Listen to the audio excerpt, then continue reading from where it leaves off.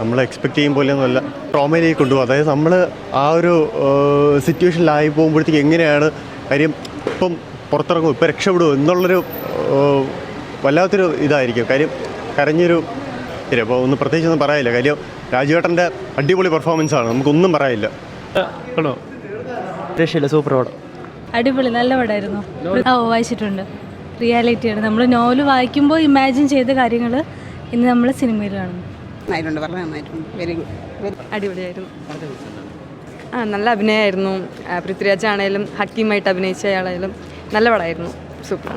പിന്നെ body transformation appreciate ചെയ്യേണ്ടതാണ്. നന്നായിരുന്നു. കരച്ചിൽ വന്നു, പക്ഷേ സിനിമ പടമല്ലേ, പിന്നെ നന്നായിരുന്നു. കാണാൻ കൊള്ളാം, കുഴപ്പമില്ല. കാണാൻ കൊള്ളാം, കുഴപ്പമില്ല. സിനിമ ഭയങ്കര ഡെഡിക്കേഷനാണ് പുള്ളിക്ക്. ബോഡി ട്രാൻസ്ഫോർമേഷനൊക്കെ അടിപൊളിയാണ്. പിന്നെ ഒന്നും പറയാനില്ല. ഭയങ്കര എന്താ പറയുക, നോവൽ വായിച്ചിട്ടുണ്ട്. പക്ഷേ നോവൽ കുറച്ചുകൂടെ ഇൻഡെപ്തായിട്ട്, എന്താ ആടുകൾക്ക് പേര് വെക്കുന്ന പോലെയൊക്കെ കുറച്ചുകൂടെ ആ ഒരു ഡിസേർട്ട് ലൈഫ് നജീബിൻ്റെ കുറച്ചുകൂടെ അത്രയും അതിന് പോയിട്ടില്ല. അടിപൊളി, നല്ല അഭിനയമായിരുന്നു. പൃഥ്വിരാജ് പൊളിച്ച് മൊഴി മൊത്തം തുടങ്ങി ഇല്ല, ഞാൻ വായിച്ചിട്ടില്ല. ഇഷ്ടപ്പെട്ടു.